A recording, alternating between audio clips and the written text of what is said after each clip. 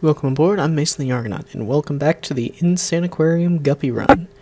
Got the pets picked out, so let's go on into tank 4-3. Blip. So I can just barely keep this guy alive.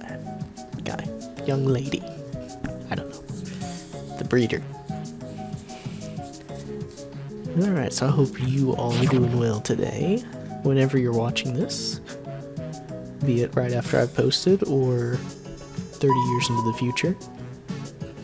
Assuming YouTube's even around at that point. Okay, so now I can just feed the guppies. Alright, so I'll probably end up talking a little bit more about... Stop! Stop it! Stop it! You're not supposed to be alive. Wait. Nope.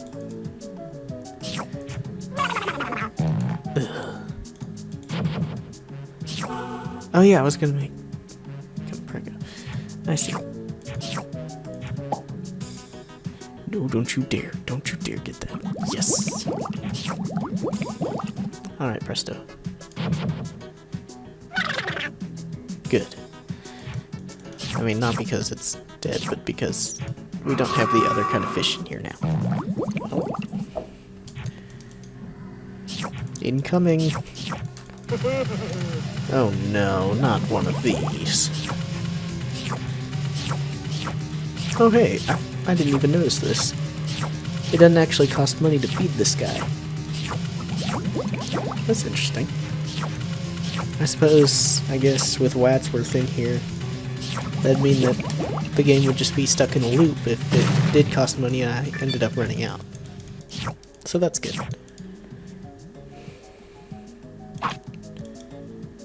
Okay, let's see. I was going to talk about more economics, wasn't I? Yes. So why college costs so much? Well, the funny thing is that I would lay the blame mostly on subsidies for the reason why it costs so extremely much. That's not to say that it's not part of the supply, because college is a thing that takes a lot. But basically, a lot of the production also comes from meeting the certain regulations and getting accredited and stuff. And before we go forward, I'm not against accreditation, and I'm not against regulation to a certain extent. I mean, there's some regulation I don't think is a good idea. But that's beyond the scale of today's ramble. So, let's see. There's a lot you have to do to pay for a college. To run a college, I should say. And after...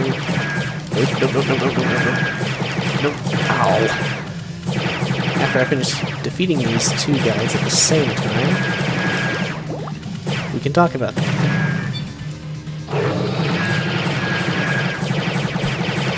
Come on. Why don't you just die? Come on, I need Blip. Okay, we've got only a little bit. A quarter of his health left. We can do that. Okay, so like I was saying, let's talk about supply side, in other words, why it's worth so much in the first place. Because you've got a lot that goes into maintaining and providing collegiate services. You have to get a campus and get all that running. You have to get all the various campus services, some of which are paid for through tuition and fees, some of which are not, but are still subsidized by it, sort of, so that you pay less as a student discount or something sometimes. And let's see, you've got all the various infrastructure that goes into that, and then you have to pay all the staff and maintain the grounds, and you have to advertise. Well, you don't really have to advertise per se. You could rely on word of mouth, but not not really. Most colleges don't do that these days. And we've come a long way from the original college-university system that was originally founded in, well, not exactly founded, but came about in Renaissance Europe. Okay. Let's get rid of these aliens real fast and then we can continue.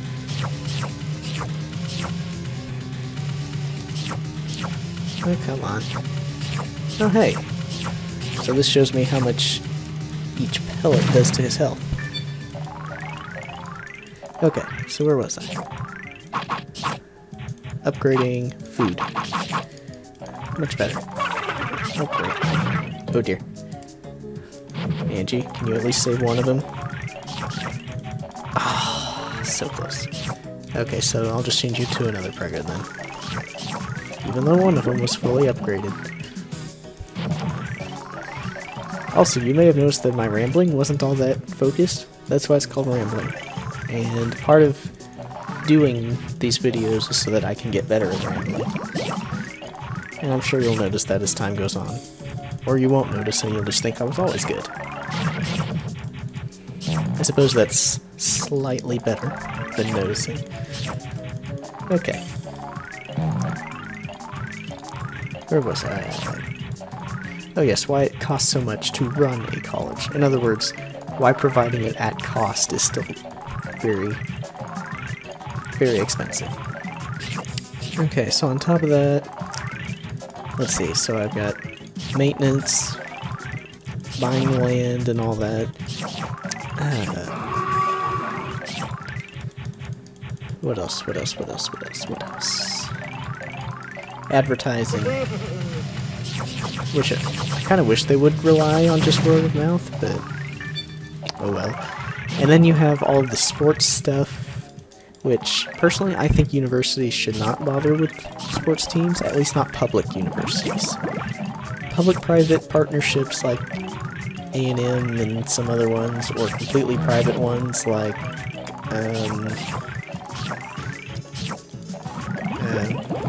private university.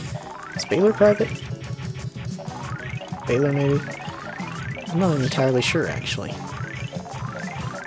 But fully public ones like Texas University, or, well, let's get some that are outside of Texas. Though I'm pretty sure I just pinned my home state. Outside of Texas. Okay, I don't know Bama or any of those. Okay. You probably guessed by now that I'm Texan. Slightly. I'm a pirate. Not in the bad way. I'm a pirate who doesn't do anything. But I'm Texan. So a lot of this is going to apply most directly to that, but the university system in the US is pretty much standardized. And I put that in scare quotes because it is kind of an emerged phenomenon, not one that people, other than certain accrediting agencies, specifically tried to create. Which is another thing, is that accreditation is big. And getting all of those different rating and reviewers and critics of educational systems to side with you and say that you're a good college. Then you've got to go out and have different kinds of socials and host all kinds of organizations at different times. Though you can also get organizations to pay you and get a pretty penny off of that and offset some of the costs.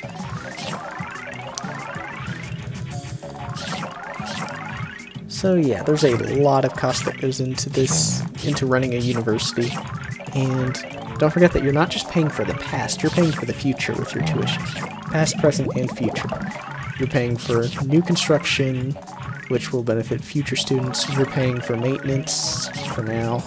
And you're paying off old debts with the buildings that are already in place. And then advertising and all the sports stuff. I mean, I'm not entirely sure whether the networks pay the colleges or the colleges pay the networks. Who knows?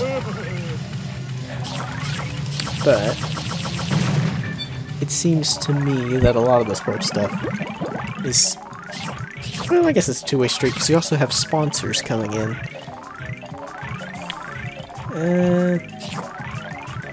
And then alumni also give money. So that kind of helps a little bit, but it doesn't quite offset all the stuff that goes into providing the instruction and, well, teachers and materials, part of the materials, and the grounds and the location and everything for all of the students. So at cost, you're starting off with quite a bit in your tuition.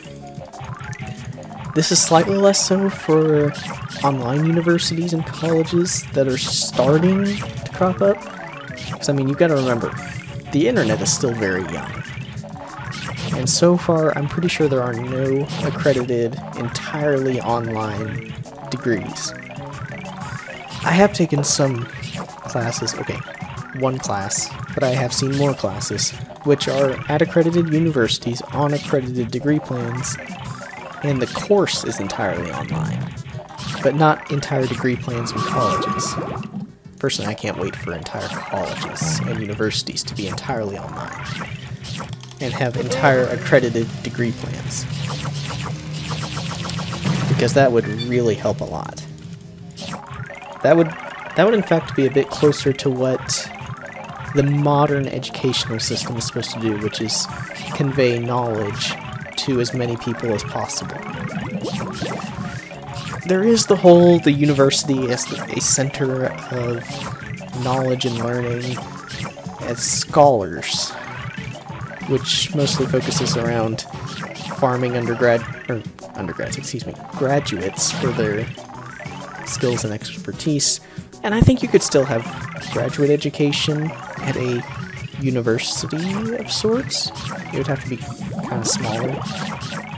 Or you could even just go back to the old coffee shop method from the Enlightenment period, where philosophs, which is what they called philosophers in that time, would just get around in coffee shops and talk to each other, rather than in spacious classrooms.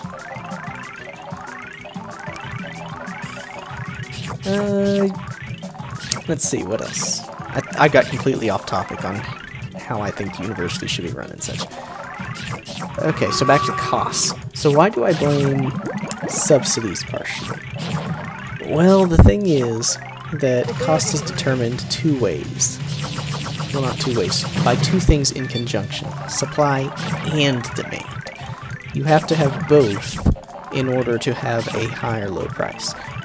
In other words, if the supply is high but demand is low, oh hey, we've got a king, then you will end up with a low price. That's how we get the phrase cheaper than dirt, is because in late Middle Ages, Renaissance, etc., dirt was cheap. It's not as much so now. I mean, if you want really good dirt for your lawn, then you're going to have to pay a pretty penny. But just plain dirt is something that you can't get a price for. You can't get a person to pay you for it, and you may even have to pay someone to take it away, because it's just everywhere. It's essentially free. And then same thing for air, which is in most places free. Not in space. In space, you can charge a pretty penny for that. Compressed air for scuba divers costs a lot. So yeah, it has a lot to do with both. And then let's see, what about something that has low supply but high demand? Low supply, high demand. Well, I mean gold, sort of. Gold and diamonds. Oh, diamonds is a big one. So you've got that Beers, I think it's Beers diamond, which has nearly a monopoly. I'm not going to call it an actual monopoly, because it's really hard to hold a real monopoly. But it has what may be considered a monopoly on diamonds. Very close. And there's still huge but not incredible demand for it. as the uses for diamond go. And as synthetic diamonds come about, especially in some of the industrial applications of diamond, such as diamond blade saws and the such, the prices are actually going down because solving some of the supply side issues. Okay, so what about in the case of our universities? Well, the thing is, there is a large demand for universities. For learning. We'll say learning generally. Incoming aliens. And the general method of dealing with that is schooling. I mean, you could just tell people to start reading books, or found a library, or something like that. It's entirely up to you, as a donor, voter, etc. But we've chosen the university system as our way of going about it. Hey, I could upgrade them a lot. Can't believe I didn't do that sooner. Ha! Take that. Okay, where was I? Yes, university system. So one of the things that's been decided is to subsidize people going to universities through federal loans and grants and scholarships, as well as private ones. Don't get me wrong, private ones are quite good.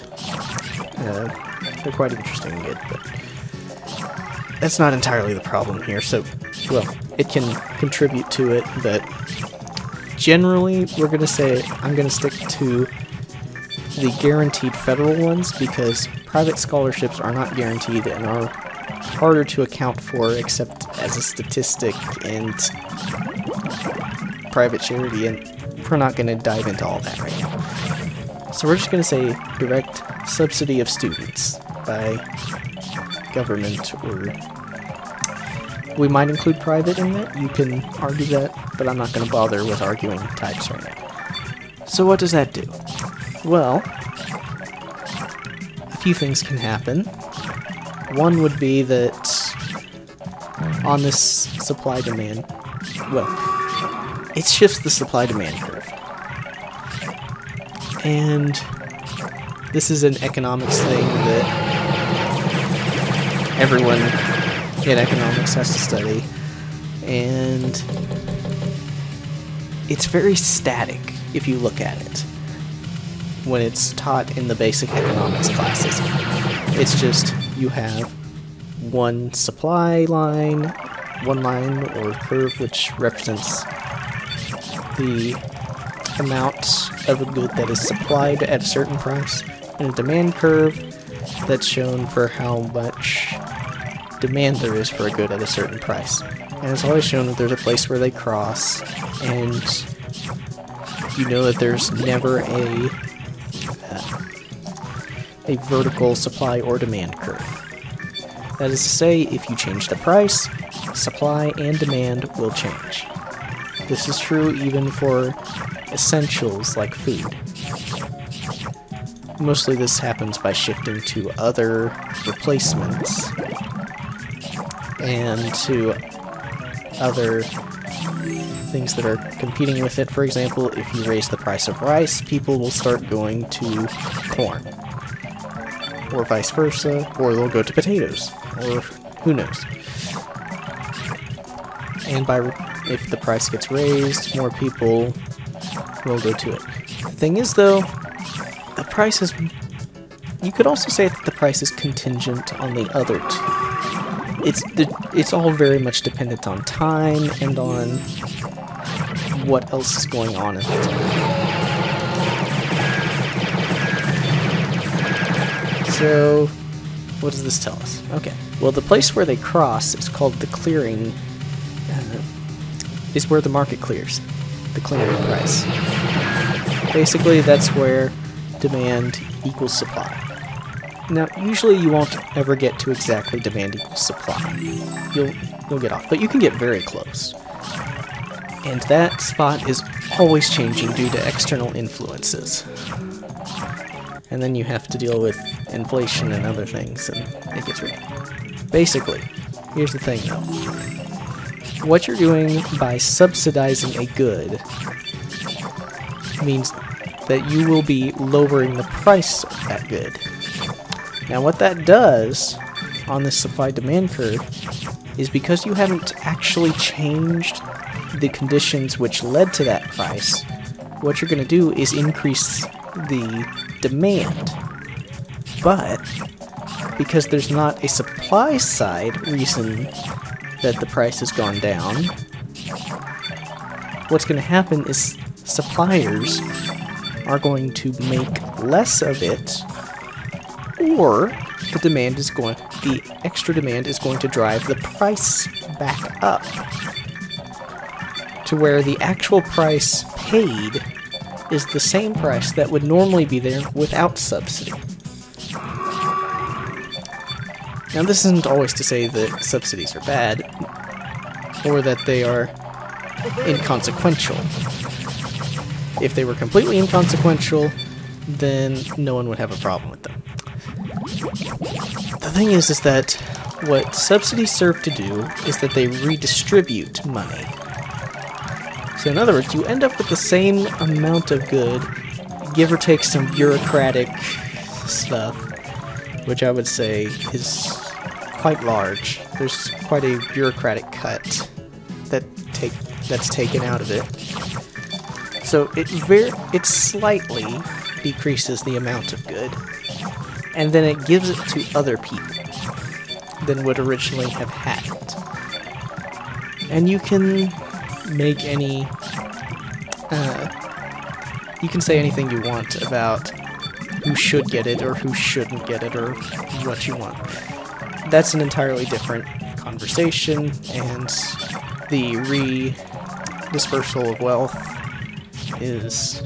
or how wealth should be distributed is a touchy subject and goes into a lot of philosophy and economics and, well, let's just say that that's one of the big reasons that the social welfare state has big traction, is because people think that wealth should be redistributed. Now then, by whom, to whom, from whom, by what means, that's, again, another discussion. All I'm trying to say is that, in the end, these subsidies end up raising the cost. So if you don't get the magic, well, yeah, let's just say magic. If you don't get the magic subsidy, you're paying an extremely increased cost. And you can argue for subsidizing the poor, etc., or even giving, if you want to say giving private charity, that's even better. Oh, we lost a king. Darn. Probably the cholera.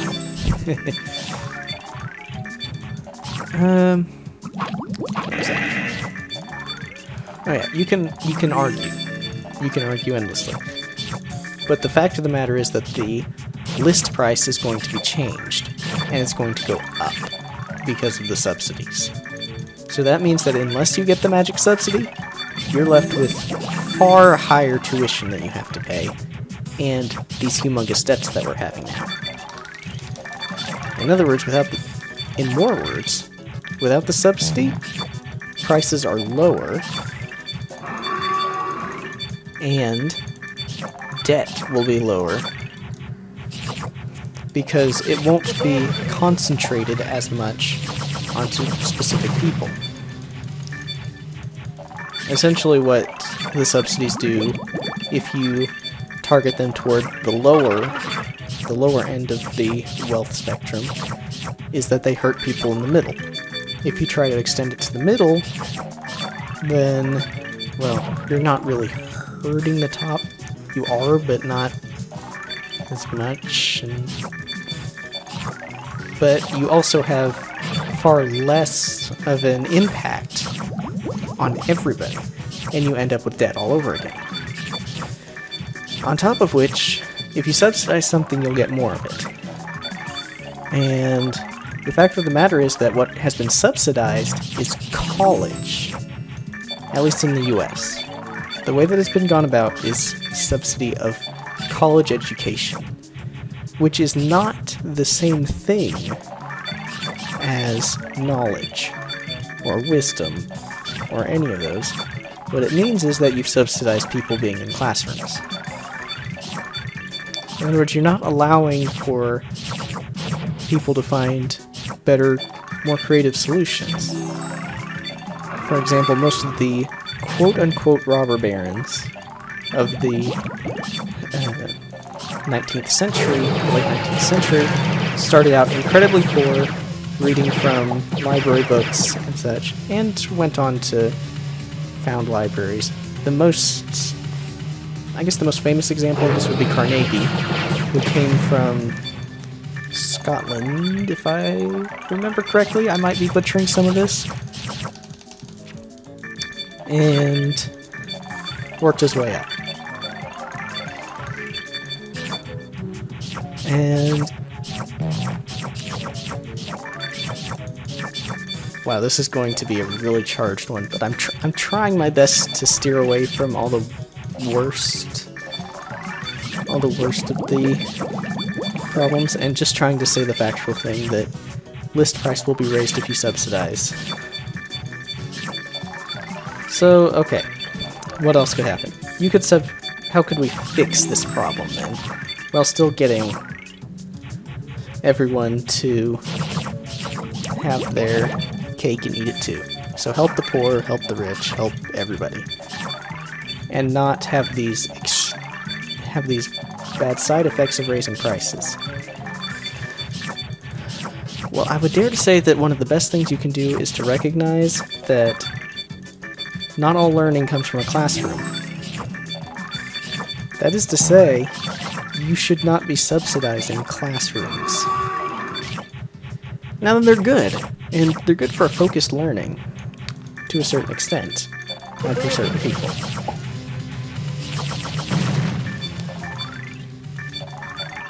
Well, certain.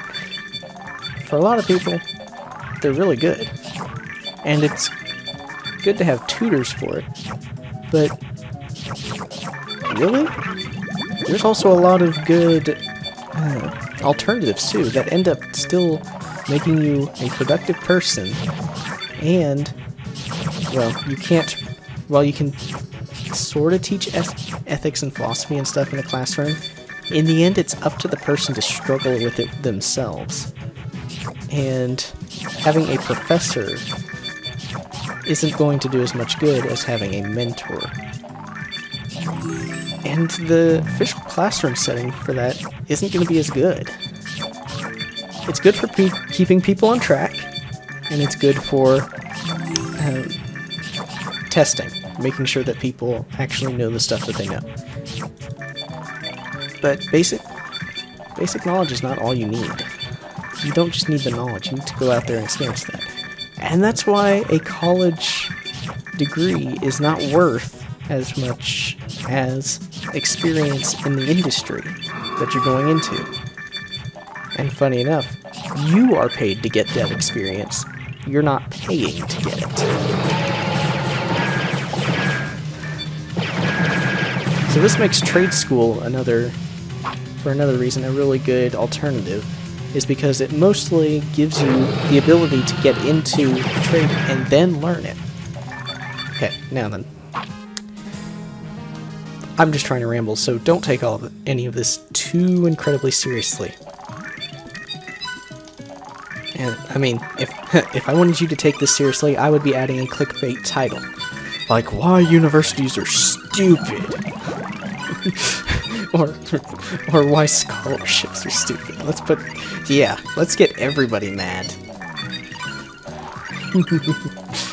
Because, that's one of the ways to get viewers, is to just make people mad. I might actually end up cutting some of this, because it's going to be over half an hour at this rate. Okay, here we go. Ooh. So I don't have anything to buy now. Oh, but that means that I went ahead and ground up 50,000 shells for nothing. Oh well. Hey, only 2 tanks left. And then the boss round. We're almost there. So hey, since we have all these extra shells, let's go ahead and buy a background. Backdrop. And I guess over the next few days I'll buy any of the ones that show up here. Ooh! That's a pretty good change of scenery, I would dare to say. I like this. Oh yeah, now they're all going green because it's after midnight. Oh yeah. Oh well, I'll go back and feed them later. Don't worry, guys. But soon we'll be done. Thank you for watching and for putting up with my probably partially nonsensical rambling. I will get better at talking about economics. Believe you me. I might actually have to go back and listen to more econ talk. It would probably also help if there's a second person here. No, Meryl, you don't count. Okay. I'm gonna start talking to myself again, won't I? Oh well. Thank y'all for watching, and I will see you next time.